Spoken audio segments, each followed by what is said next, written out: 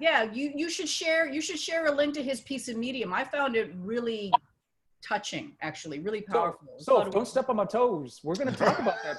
Oh shit! Okay. All right. Hey, let me do my thing over here. You told her she could interrupt. Remember? That's true. I take that back. I was not being like water. You can do that. Feel free to interrupt anytime. Sophia Chang, the next introduction. Entrepreneur, longtime hip hop manager. She was raised by Wu-Tang, formerly manager of RZA, ODB. The list goes on. She's got a new memoir coming out September 8th. Baddest bitch in the room. September 8th, it's up for pre-sale on Amazon. You can leave like for 2 minutes and go order that shit. Like if you've got it on, just pre-order right now. Thank you very much. Okay, I'll be back. Sophia, on the badass scale, where does Bruce Lee stand and where do you stand? Oh, Bruce Lee, there is no scale for Bruce Lee.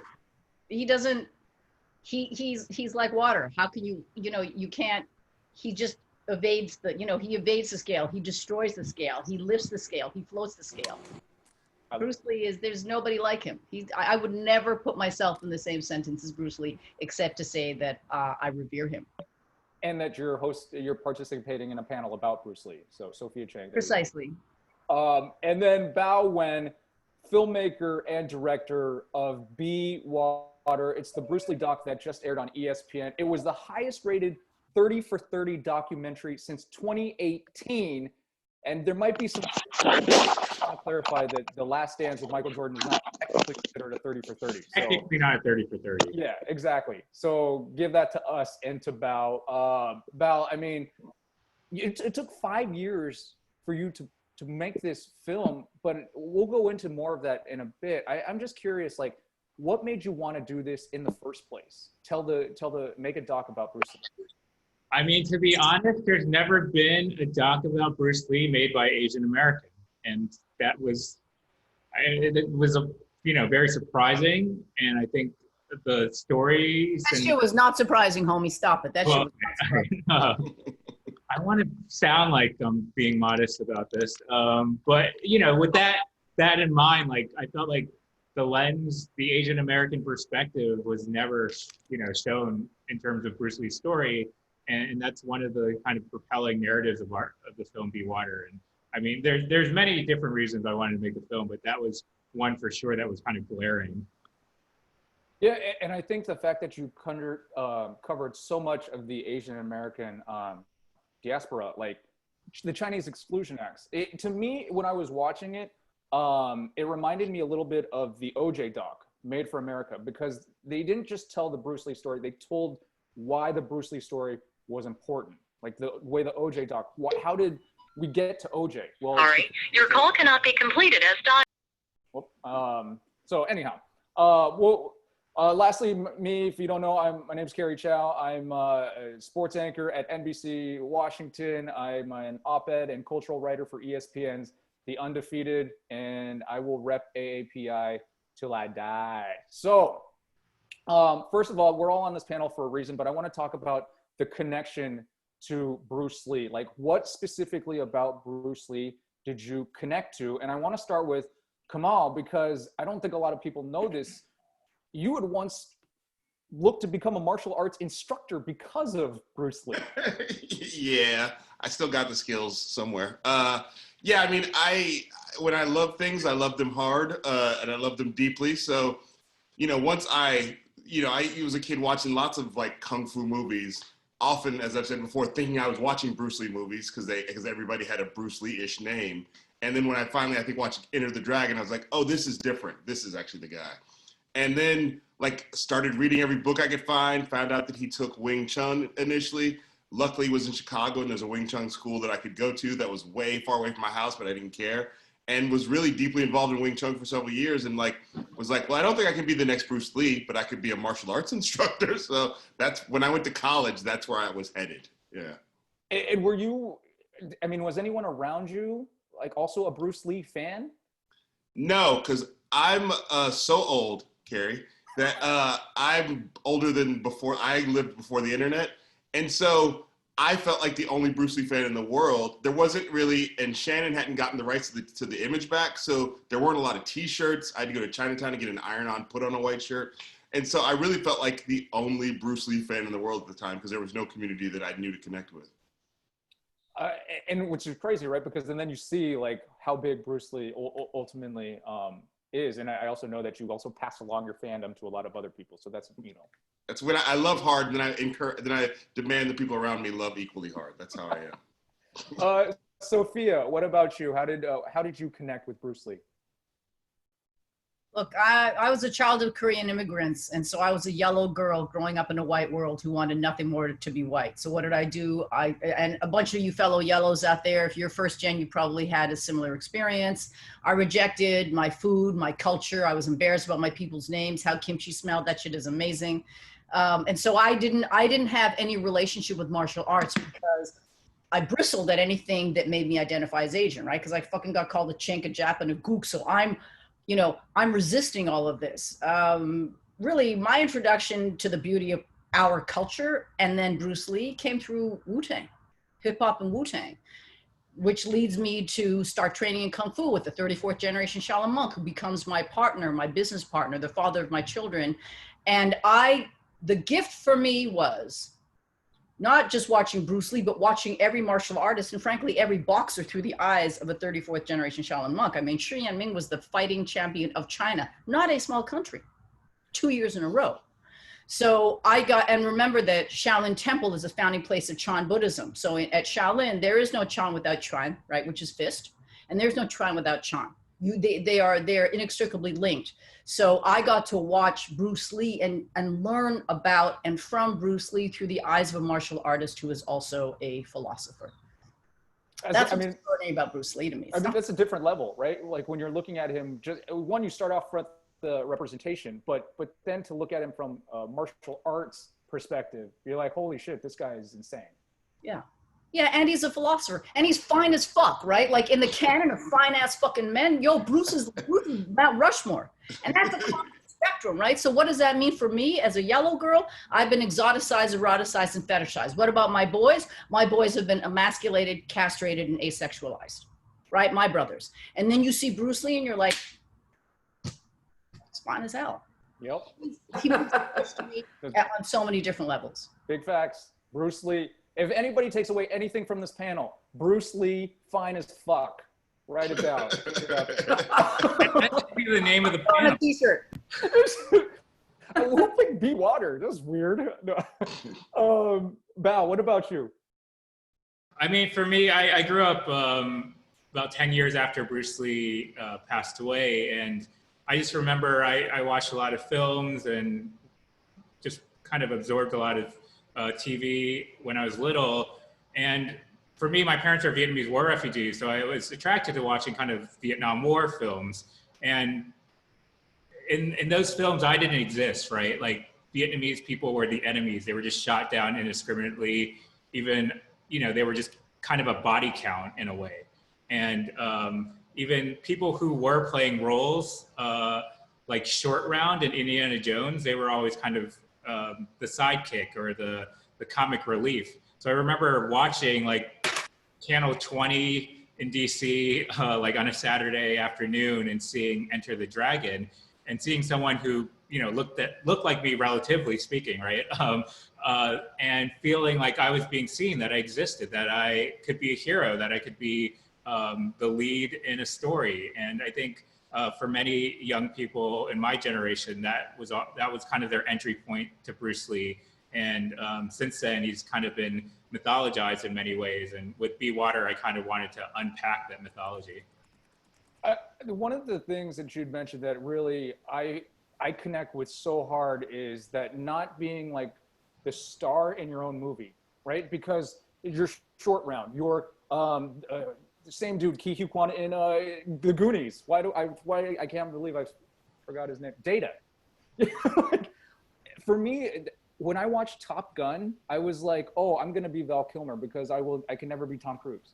Like, I'm the sidekick. That's the way that we've been conditioned, right? By watching the lack of media representation for us. And I think I'll get into this maybe perhaps later on in this panel, but I'm really curious how you guys then internalized that and then how you got past that. Because my relationship with Bruce Lee was actually the opposite. I thought he was amazing, and then all of a sudden I was called Bruce Lee everywhere I went. So I'm 39, and for a certain generation, I knew when I wrote my Undefeated piece that every Asian person would have some sort of connection. Doesn't matter what industry, it didn't matter who you were, that you would have some sort of connection to Bruce Lee because he's the only one.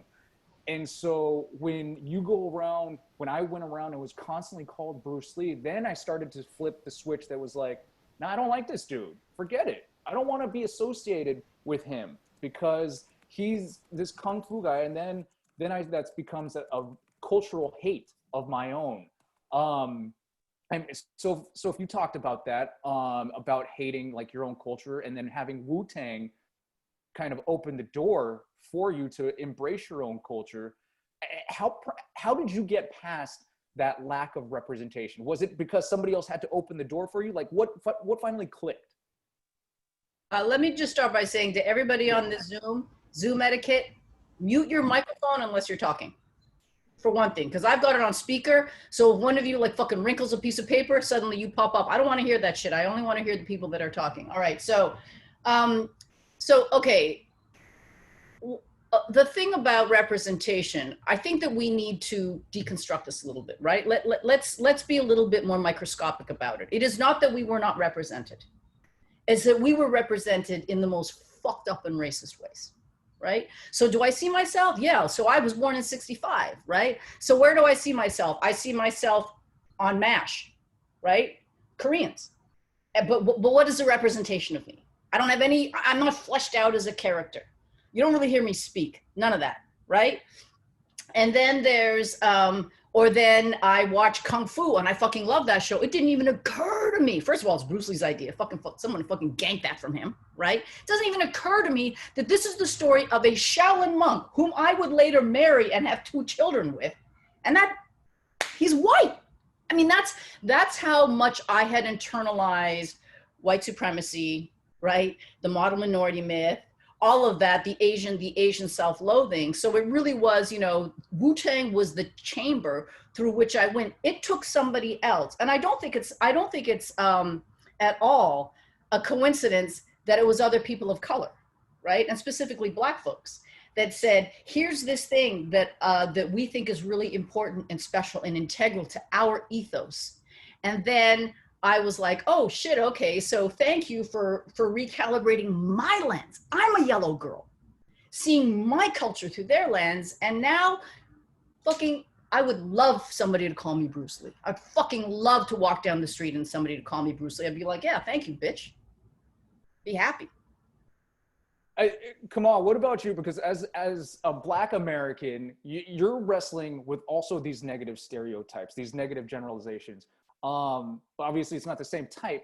How did you then wrestle with that growing up? How did you internalize that and how did that affect you? Well, for me, I think one of the big things that attracted me to Bruce Lee was that in every movie he's playing the underdog. He's not the guy who's supposed to be like sort of like who's defeating injustice. He sort of often comes in as the unexpected guy.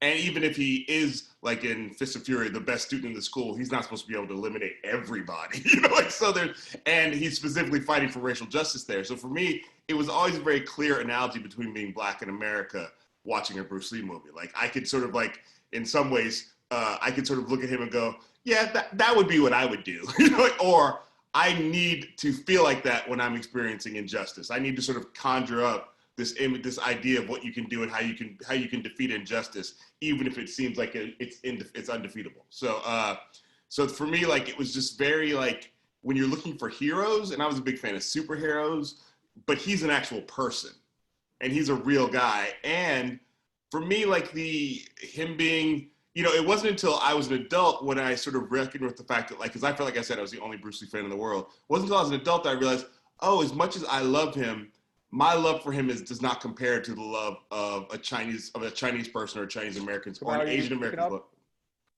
Hello? Yeah. You got me? All right. Yeah. Or is that me? Shoot. Sorry. Keep going, man. My bad. anyway, just it wasn't until I was an adult that I realized that my love for Bruce Lee wasn't the same intensity of love as an Asian American, Chinese person, and I sort of had to go, that's okay. that even Right, that my doesn't matter. yeah, right? it doesn't matter. It doesn't matter. It doesn't matter. But I think it's worth noticing so you don't, you know, a little bit walk in like the guy, the black guy wearing the kung fu outfit in the Chinese restaurant going, yep, me and you guys, we're all the same. I think it's important to know where that line of exotification is so you don't get anywhere near it. That's a great point, but also I think that's so applicable to everything, right? That is, you're identifying empathy. You're like, hey, I recognize how much I love this, but I also recognize, oh, it might be different. It might be a different love for an Asian American. No love is wrong, obviously, but it's recognizing that, right? And I think especially today, that is lost, right? Being able to look at something from someone else's perspective, and I think that's so spot on. Bao, when you're making this, and we're going to show a clip in a second here, but Bao, when you were making this, how important was it to show just the racial unity that Bruce represented? I mean, for me, I had such a great privilege to be able to tell a story and like take a deep dive into Bruce's life. And what I found out is that, you know, we often talk about Bruce Lee as this teacher of martial arts, of his philosophy, but he was so much of a student as well. Of the people that he ended up teaching, people like Jesse Glover, who was his first student in America, African-American man, who was a victim of police brutality and who decided to learn self-defense, learn martial arts as a result and a reaction to this police brutality, to this systemic racism. And having, you know, Jesse be Bruce's first student in America, I think really informed the rest of Bruce's life, right? And just how he thought America operated and how America treated people who looked different. And so early on in the story, that becomes a big part of it. And then later on, when Bruce meets Kareem Abdul-Jabbar and Kareem is teaching him about, you know, the civil rights movement, the Black liberation movement at that time, all of it is, you know, part of Bruce's coming of age. His coming of age not just as a human being, but a coming of age as an American, right? And I think that's often lost in the story of Bruce Lee. He's you know, his race and his kind of background are taken for granted. In so many ways, he transcends race for people. The idea that he's a global cultural icon rather than an Asian American icon as a person of color icon.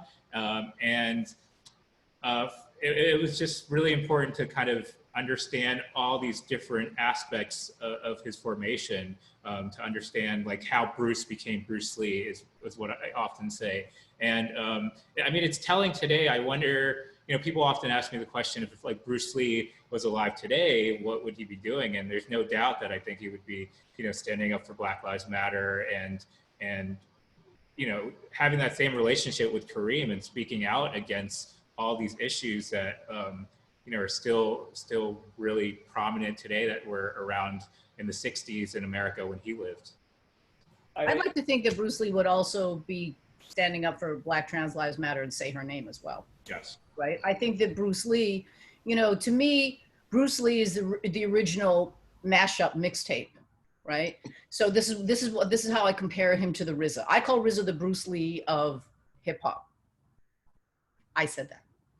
You know, Bruce essentially took all of these traditional Kung Fu styles, right? And then internalized, metabolized, and synthesized them, and then came up with Jeet Kune Do, which is what RZA does, right? He takes all of these traditional styles, which is what a lot of hip hop producers do, but they're not philosophers like the RZA is a philosopher, right? And so there's this thing that Bruce Lee does that I think is extraordinary, and he is also, specifically to your point, Bao, he is about intersectionality before Kimberly Crenshaw names it, right? That he exists at this intersection and he is so inviting and welcoming of it in a way that I find incredibly inspiring. And so I think that he would stand next to many, many, many of these movements, not just BLM. Oh yeah, I couldn't agree more. one comment, and if anybody has questions, go ahead and start shooting them in the chat. We'll try to get to them. But Chris Casquejo just made a comment that I think actually a lot of people felt. One of the favorite moments in the doc, Kareem low-key disses Kung Fu lead actor. What's his name?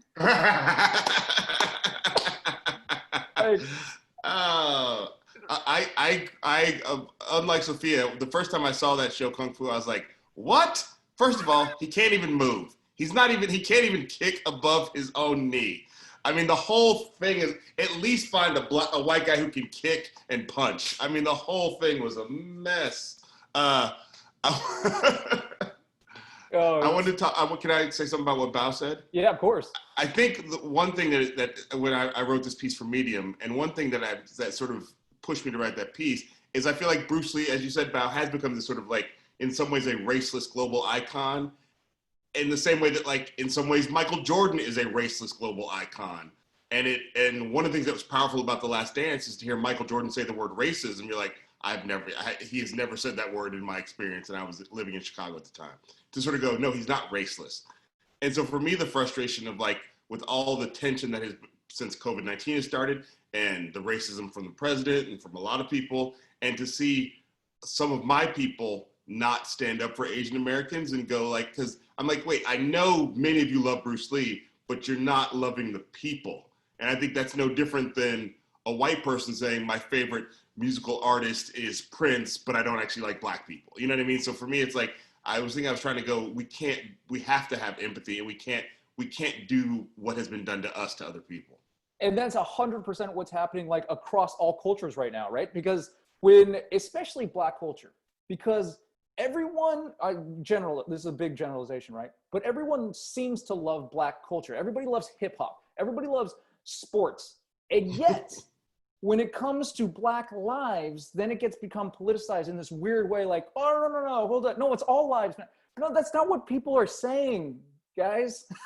Like, no, that's not, it's not having that, exactly what you just said, that empathy to realize, like, hey, it's beyond just the profession of what this person does. Right? It's what that person's going through. And then from what you had mentioned from the Asian aspect during what's happening with COVID, I always find it kind of interesting for all cultures. If you are a minority, and I like to use BIPOC because not all racial minority challenges are the same, right? We recognize that. But then you should be able to recognize, okay, if I'm going through this, then you're probably going through something similar. So I should be able to be more empathetic towards that. And that's kind of frustrating when you do look around the grand scope of minorities or BIPOC, not everyone seems to recognize that. And you're like, we're all in the same boat, guys. We're not. Yeah, I think we have to be. We're not, Cary. We're not all in the same boat. I think that's a dangerous line of argument there, right? To your point about BIPOC. So what I've been particularly frustrated by is our people. Look, we cannot deny it. There is a strain of anti-blackness amongst Asians. I don't know exactly what the provenance of that is. I can't tell. I'm not a historian. I'm not a sociologist. I'm sure it has something to do with the fact that many of our parents are immigrants, and the representations that they saw of black folks came through American media, which is a white supremacist male lens, all of that, right? But I think it's really important in having this conversation that we acknowledge, number one, our privilege as Asians. As an Asian woman, I make 90 cents, I think, on the dollar. All right. I make more than white women do. I also think it's really important to talk about the fact that, people are saying, when Asian people say, yeah, but we face racism too. Yes, we do.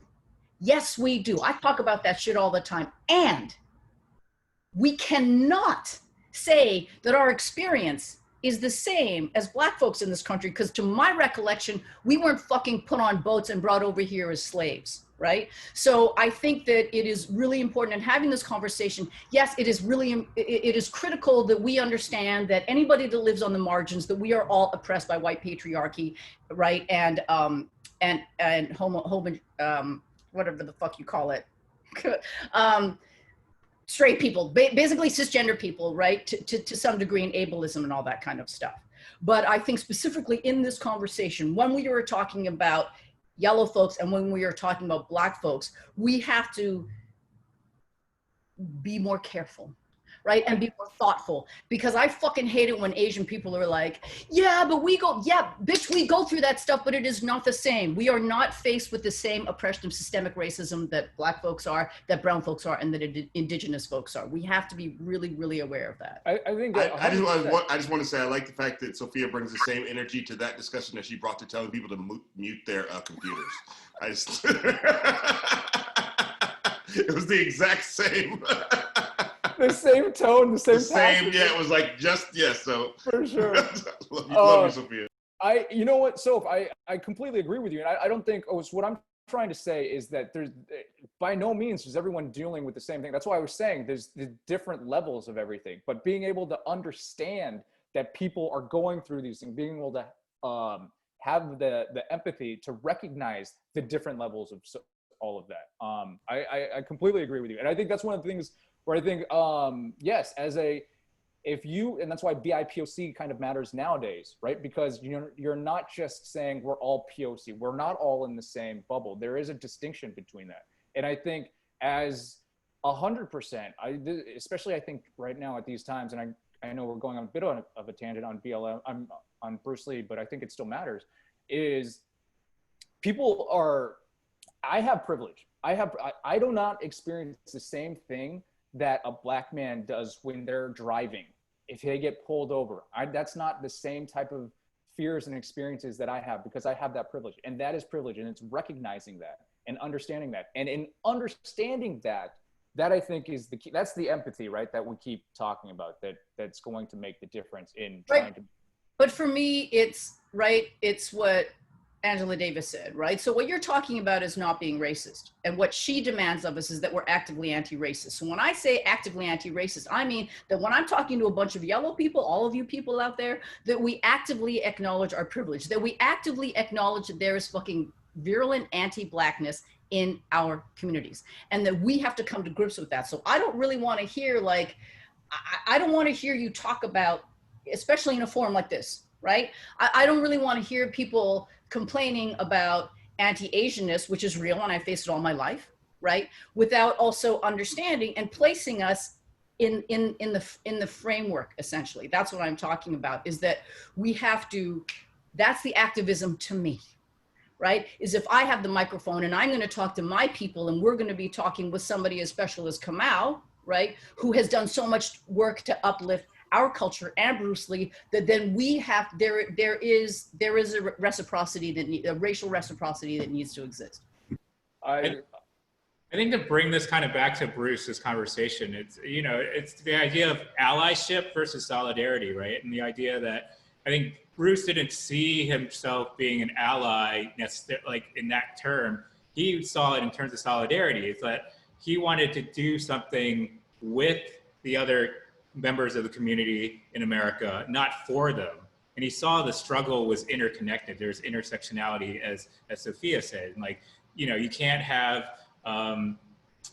be anti, racist without being anti-imperialist or anti-colonialist, right? I think Bruce's time and those conversations with like Kareem are like I would just want to do a whole film about the conversations between Kareem and Bruce. Let's watch. I'm producing it. I've already called executive producer. I did it. I'm also a pretty good writer, so we can write together. Okay, we're done. You guys heard here. Breaking news. Are there any journalists here that can break this news right now? I think there's a few. But I think that's important for us to understand that we're all, to kind of not try to be diplomatic between Sophia and Cary, but the idea that we are in this together, right? But it's not trying to equate ourselves, that we have to, I think that's the only way that we are going to make progress, is that understanding that connectedness between our struggle, but not trying to equate the same level and trying to compete against each other in that way. And I think Bruce understood that. And it's funny because I didn't include a lot of the conversations that he had with some of the white actors that he was training, right? Because what I found, because who cares? Is that they, every time he asked for help from them, they're like, they didn't want to bring him up because they saw him as competition. Like Steve McQueen saw him as competition, and like Kareem never saw him that way. And again, that kind of shows you, like, when you try to, your success about white adjacency instead of like wanting to tell your own story. That I think Bruce showed that he turned away from like want to be successful in the world that he was given and wanting to create his own world, right? Creating his own scripts, writing his own films, writing his own stories. And like, for me, that's, as a filmmaker, that's kind of the next step in representation. It's not just like representing ourselves on screen, but being able to tell our stories, own our stories. Bill, I mean, I think. Oh, sorry. Go for it, Kamau. No, I just think when I think about, like we said earlier, like what would Bruce Lee do right now? And in my mind, I was like, what would Bruce Lee if he was in his late 20s do right now? And the fact is, sort of connected to all this, is that he would still have the struggles of being seen and heard in Hollywood he had then. Maybe he would have to do it on YouTube to get seen and heard, the way that like Issa Rae did with The Misadventures of Awkward Black Girl. But the fact is the industry is still, in many ways, just as racist. The structures are still just as racist, certainly. The gatekeepers at the top are still white men for most of it. And so despite sort of, when Steve McQueen passed away, Hollywood is like, we need another one of those guys. Go find me another one of those guys. Go find me 8 more of those guys. When Bruce Lee passes away, there's a sense in Hollywood of like, that was weird. Anyway, back to regular.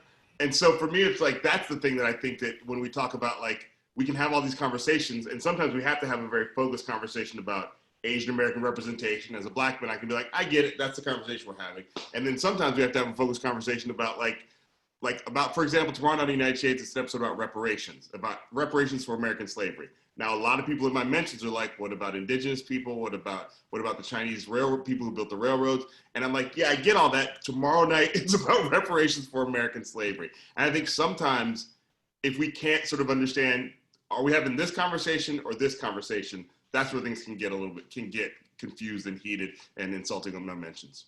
You know what? I think that's so spot on, right? Because and that's part of the problem with the representation that minorities deal with, because it's the monolithic storytelling, right? Like, hey, this is it. And then because we're so starved for that content, it's like, well, what about this? What about this? What about this? It's like, we should be able to get to that point where we can tell all those stories, and we want to, and we will. But as exactly what you just said, right now, this is what we're talking about. But isn't that the genius of white supremacy, right? Isn't that the cunning of white supremacy, is the divide and conquer, right? So it puts Kamau in this position where he wants to tell the story, and then the rest of us are like, tell my story, well, first of all, maybe I'll tell your story. Second of all, that's not my burden. Right? Like all these Asian people saying, Sophia, talk about this, I'll talk about what the fuck I want to talk about. Be like, you fucking talk about it then. You fucking build your own platform. You talk about what you want to. I'm not here to stand for every Asian. I can't possibly, right? So being a storyteller, right, is that we choose our stories. We cannot possibly tell all the stories. We choose the ones that resonate with us and that impassion us. So Bao chose Bruce Lee's story. What, now Bao's got to fucking tell every story about every Asian or every martial artist that ever lived? Well, then fucking make your next movie about me. You know, you have to grant us the space as storytellers that we will follow the fire that warms us, right? And follow the light that is drawing us. That's bullshit, Kamau. Like, yeah, whatever. Yeah, I know that shit exists, but that's not, I don't want to tell that story. Whatever. I hate that. You guys have all overcome these systemic or societal barriers within your industries. I'm going to actually now ask a question about that may help, you know, from a career standpoint, like all these journalists who are watching. Like, how did you overcome those barriers, and how would you advise others to do the same? Bao, we'll start with you. I mean, there's still barriers. Let's not pretend that. Of course. There's, I know that other panelists are like, I don't know about that. No, I mean, you kind of just got to keep on climbing this hill, and I think, you know, being able to, again, like study Bruce Lee has been very empowering, because I, you know, point by point, I saw these obstacles that were set up around him and in front of him, and how, not to sound cheesy, he was being water and fluid and moved around things. And it is about being fluid and not being rigid and kind of adhering to old systems. you know, just to quickly go on a point that we were talking about, that Sophia was mentioning too, it's like, we have to be unapologetically ourselves and not kind of base our success on the systems that were around us. Like, you know, like Audrey Toole said, like, you know, we're never going to dismantle the master's house with the master's tools, right?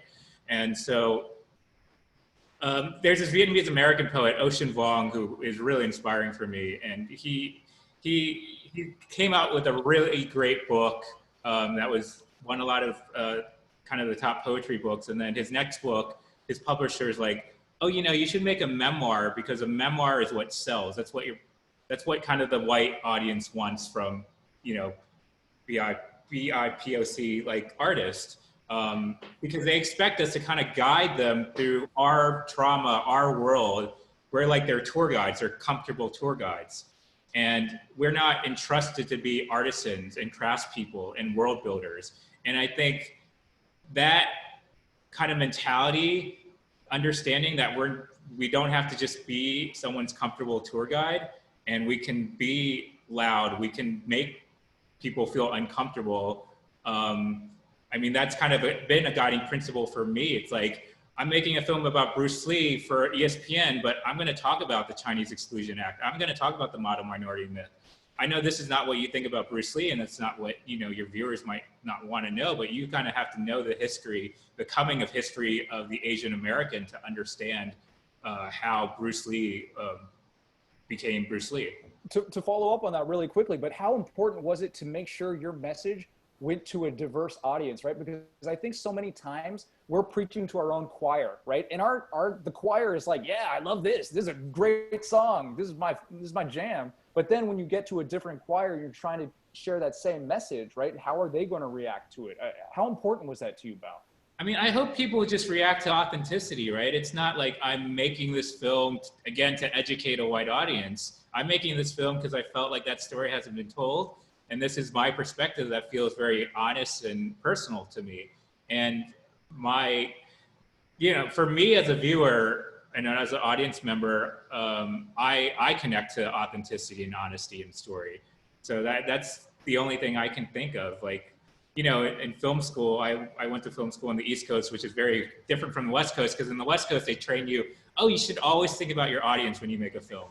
And my film school professor's like, no, like, you're the only audience that matters. Like, you're the only one, you can only account for yourself as an audience member. And so that's been the way that I make work. It's like, how would I connect with it? How would I, you know, understand and why would I want to watch this? And I think, you know, it's, again, you have to be in a really privileged position. And I don't deny that I'm in a very privileged position to be able to tell these stories. And it's about like helping to lift people up who aren't in this position, who aren't able to tell their stories too. It's not just intersectionality in terms of activism, but it's intersectionality in terms of art and culture and representation. Sophia, you as a former hip hop manager, you are navigating an industry where you are a pioneer, you are a groundbreaker. How do you, and we have to, I realize the time and I want to get to some questions, but how did you pass by, you know, overcome so many of these barriers? Because there were so many barriers that you had to overcome. Right. So as the first Asian woman in hip hop, right, I'm a minority within a minority within a minority. Okay. And so, yeah, absolutely. People looked at me like, oh, what could you possibly know about it? And that's a fair thing. It's 1987 when I moved to New York. You know, when I look back at it, Cary, I think that what people responded to was my true passion for the culture, that I wanted to do everything I could to facilitate its growth. Right. And so when Wu-Tang were like, yeah, she's ours, you know, like Ghostface said to me last year, he was like, Soph, it's 26 years later. I don't talk to any of those motherfuckers that I met back then, but you're sitting with me right here on my couch because you always stayed the same. They always knew that what I believed in was the culture, that I never did anything out of self-interest, that I always had the artist's interest at heart, right? Which is really key. And they also, you know, hip hop taught me my greatest lessons about loyalty. And they taught me how to be loyal, which is a really common theme, right? An important thread in martial arts narratives. But I want to talk to your question about audience. This probably won't surprise you. I don't give a fuck what white people think about me. My word to God, I don't give a fuck. You think if I fucking write for white people, then I might as well fucking write how they would write me? How the fuck is a white person gonna write me? I'm a 55-year-old Korean Canadian woman with a samurai hairdo like Toshiro Mifune, and I'm out here telling the world that I'm the baddest bitch in the room. That's fucking radical to me, B.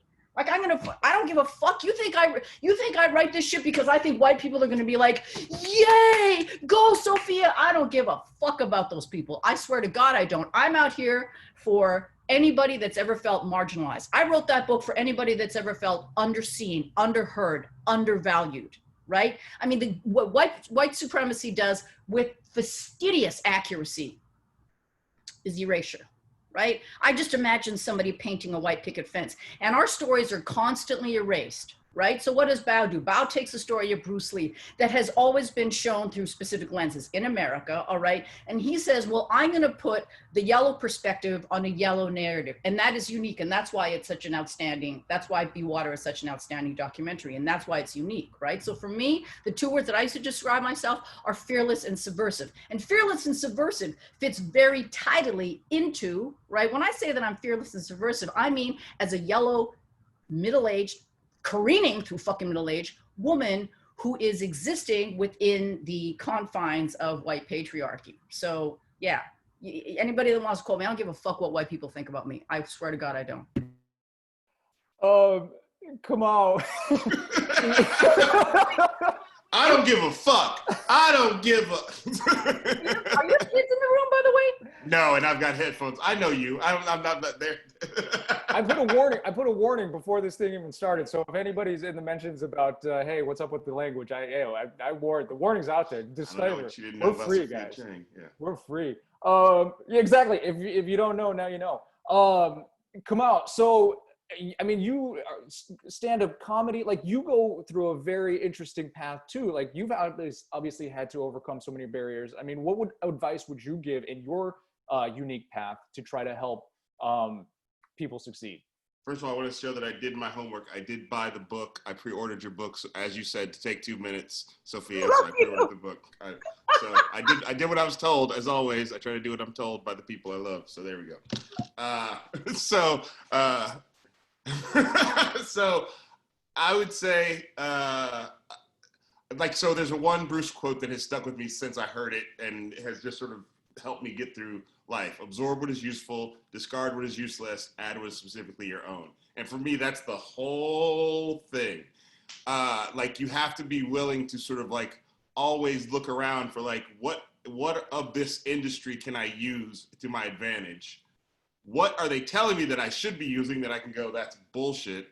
And then if I'm not bringing myself to it, then I shouldn't be here. So I think, and when you sort of, and again, the Be Water thing, there's no way as a kid watching Eddie Murphy on Saturday Night Live, I hope to one day have a show on CNN.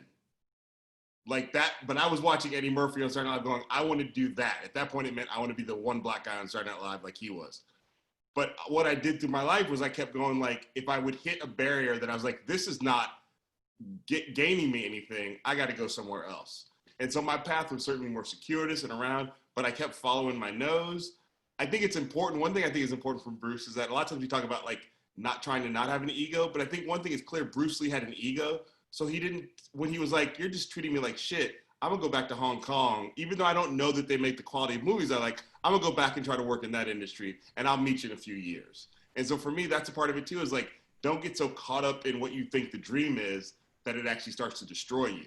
You have to sort of look outside of what you thought, and this happened to me several times. I thought I did want to be on Saturday Night Live until I realized, I have friends who've been on Saturday Night Live. That doesn't look like as much fun as I thought. I'm gonna stop holding the Saturday Night Live dream in my head. So I think, and then also I think the other thing about Bruce is throughout his story, there's times when he went, I'm not as good as I thought I was. So you have to be your own worst critic.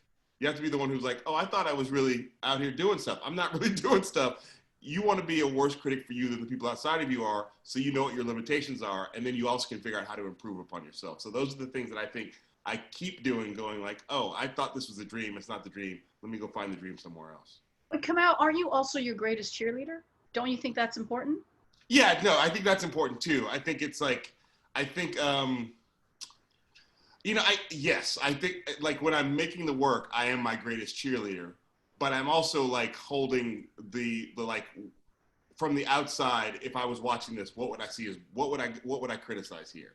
So Yeah. that right now I'm prepared for a lot of the criticism that's happening because I'm like, oh yeah, I thought about that 6 months ago. You know what I mean? So that's so yes, you certainly have to. If you're not in love with your work, then you're not. Then what's the point of any of this? The duality exists, right? It's not a Yes. but for me, it's an and. And as Yeah. far as I'm concerned, Cary, Bruce Lee was hip hop. Yeah. Bruce Lee was hip hop before there was hip hop. Bruce Lee was like, yeah, I'm bad, motherfucker. Like look at me. Like that's Bruce Lee would be very happy with the baddest bitch in the room, right? And I think that's amazing to see an Asian man be like, I'm the one. And he was. And I think he also did, the thing he did was great, was that he looks at Kareem and teaches Kareem how to do martial arts in a different way than he's going to look at somebody who's not is 7'2". You know what I mean? So I think that's also it too. Know what your strengths are and your privileges are, and use those to your advantage, because we're not all the same. Be adaptable, right? It's exactly what you said. That the Be Water quote is so fitting. I want to get to some questions, and I apologize to all you guys out there who've been putting in questions. And so let me get to some. Tina Kim asks, what do you guys think of the portrayal of, I think I'm going to know this answer.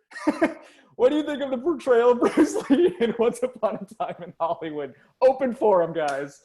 I mean, to go, we're having this conversation about ego too, and like, you have to think about that context of people who've seen the film. It's for me, it's a character of Bruce Lee. It's not an authentic version. At least it's not a multifaceted version of Bruce Lee. He could have an ego for sure, but Tarantino said, oh, he did the research by talking to people who had worked with Bruce Lee, and Bruce Lee seemed arrogant. But you're talking about a bunch of white old men who are seeing this Asian, guy who's very confident, who can back up what he says, like in the 60s. So the context is important in that conversation, right? And, for me as a filmmaker, I would never try to censor anyone else and the story that they want to tell. But we have to start talking about privilege now, right? And responsibility that we have as filmmakers, as storytellers. And if you look at that film, he treated like Charles Manson with respect, and he treated Roman Polanski with respect, and Steve McQueen. And there's human qualities in those characters in the film, but Bruce Lee is seen almost as a caricature, as a cartoon. So that was my biggest issue with the film. It's just like, and people ask me, oh, we were like editing the film while that film had been released, and everyone was messaging me. It's like, have you seen the film? Have you seen the film? It's like, no, I'm making my own Bruce Lee film. I don't give a shit about Tarantino's version. So that's that for me. Come on, man. I can tell. I know. I want to wind you up and let you go. About to go full Chang, everybody. So to sort of support what Bao said, let's be clear. Tarantino talked to the Sharon Tate family and estate to make sure he was portraying her effectively. Never talked to Shannon Lee.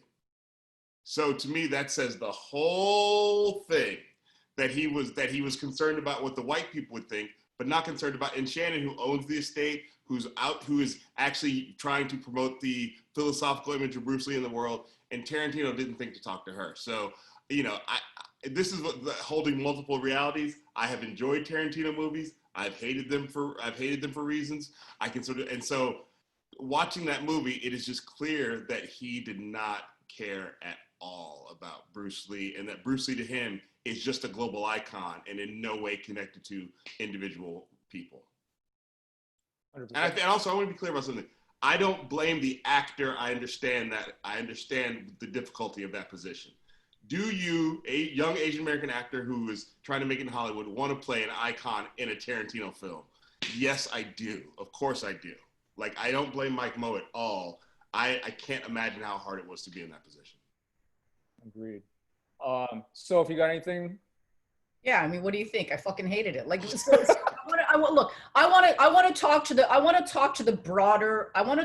broader phenomenon that my girlfriend Danielle Belton, she's the editor-in-chief of The Root. She calls this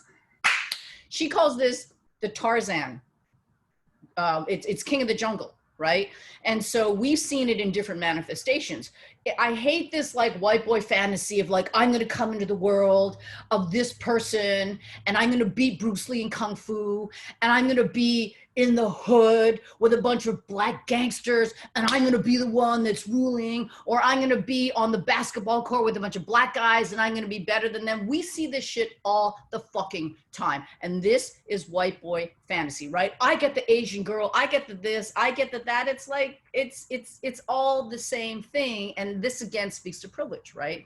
If I'm controlling the narrative, if I'm the one that writes it and I direct it, and I'm a Tarantino fan, right? And I like that movie. I get to say, I get to be explicit about what my fantasies are, and I get to act them out, because what we know in this country is that white is the default, right? So when white is the default, it means that they get to write all the stories, and it means that they get to act out all their fantasies in a way that we don't. How many times you get to see me act out my fantasy? A middle-aged Asian woman? Fucking never. Except that my show is coming, and then you'll see. Oh, nice. Guys, stay tuned. So you got to follow Sophia Chang. You got to follow everybody on all the social networks. I'll try to put that in the little area. I did want to, this whole time, for those who are not familiar with the film, I want to post a really quick clip, guys, just so you guys know how good this is and how visionary it is, because it's a completely different style. Natalie, are you able to post that quick clip? Because I want to show it before everybody. Cool. He made fighting on screen dialogue, and really there was subtext to what he was expressing. The way he integrated the East and West, he at once introduced a lot of Western thinking, Western filmmaking. For example, the character played by Chuck Norris was not the cartoon villain of Fist of Fury, but he's a respectful karate fighter.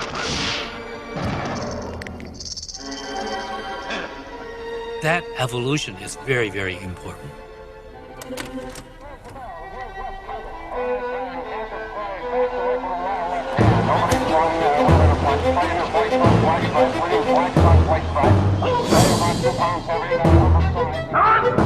All the time people come up and say, hey Bruce, are you really that good?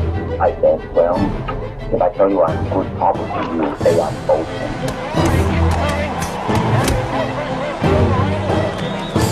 If I tell you I'm no good, you know I'm lying. Let's just put it this way. I have no fear of opponent in front of me.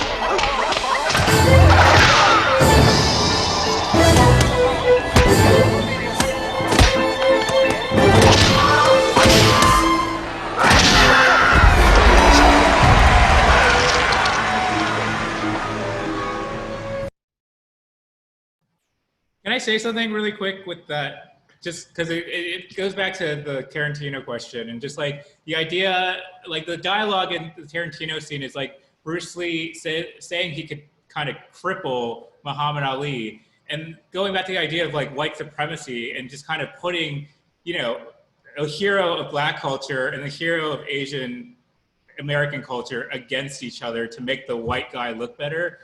That's just, you know, it's appalling to me. And knowing how much Bruce Lee respected Muhammad Ali and, you know, said that he could never beat up Muhammad Ali, and there's many quotes of him saying that, it's just like you're subverting history to tell your story. Infuriating. It is infuriating.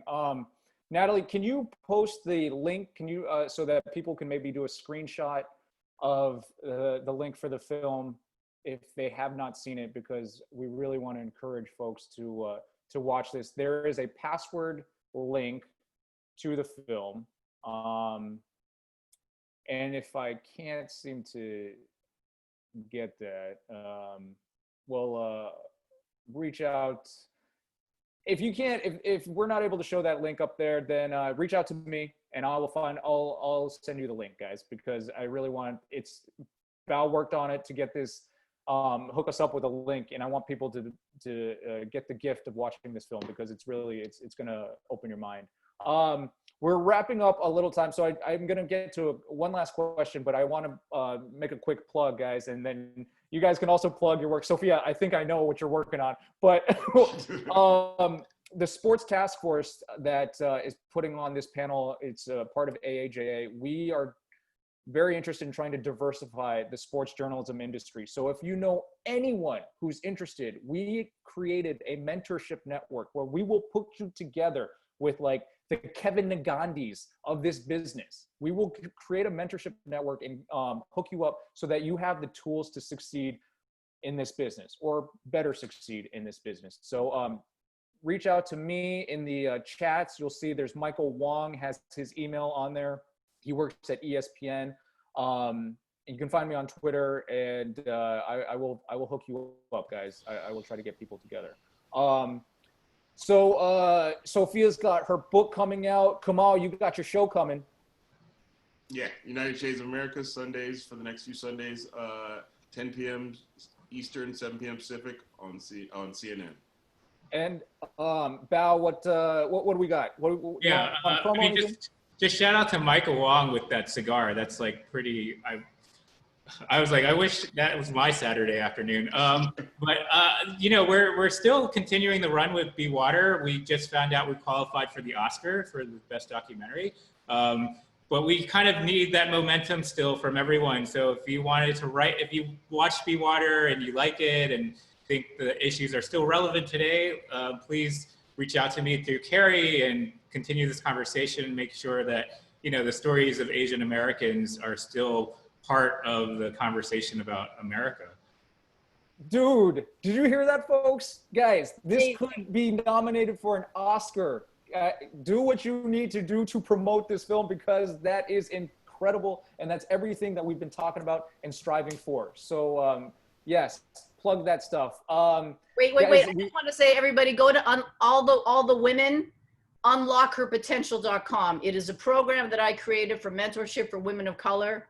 Men, I don't want to hear any fucking all mentors matter. I made this shit specifically for women of color, white women. I didn't do this shit for you either. This is specifically for women of color. I have extraordinary mentors. One of them is right here, Bao Nguyen, who are going to provide mentorship over the next year. Unlockherpotential.com. Go sign up for updates. I'm going to change the fucking world with this one, B. Unlockherpotential.com. I just put it in the chat, folks. So be sure to check that out. And yeah, guys, relax. Okay, it's not. We don't have to be a part of everything. Guys, I really appreciate the time. If you have the moment, we've hit our hour mark and we're supposed to wrap up. But there might be some people who want to just chime in if you've got the time. If you don't, no worries. I want to thank Sophia Chang, incredible, Bao Nguyen, W. Kamau Bell. You guys kick ass, for real. Thank you so much for being a part of this. Thank you for helping us wrap up the very first virtual AAJA Fest in awesome style. And thank you for we're all allies, y'all. Thank you for that. Any final thoughts on Bruce Lee? He's really good. Bruce Lee was authentic. Bruce Lee was truthful. Bruce Lee was honest. Bruce Lee was fearless. So to everybody out there, to all my fellow yellows out there, tell your story. Tell your story. Tell your story. Seeing me told through somebody else's lens and with somebody else's pen. Use your sword. Use your sword. Tell our stories. I mean, we're all in kind of the lineage and standing on Bruce Lee's shoulders. So I think just remember that when we're going forward, trying to do what we do in every aspect of our life and the industry, the work that we do.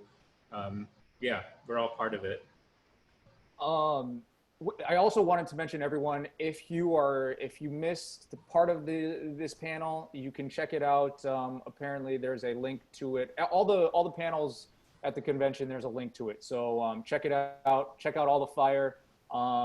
Yeah, guys, once again, thank you so much for joining us. That's going to wrap this. I felt like this just whizzed by like that because I really appreciate all the passionate talk about Bruce Lee, and not just Bruce Lee, about everything that the racial connotation. We need to hear different voices, and I love hearing that. So thank you, guys. I will still be up here for a little longer, but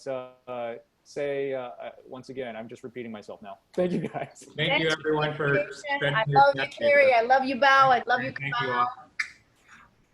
Later, Gators. Goodbye.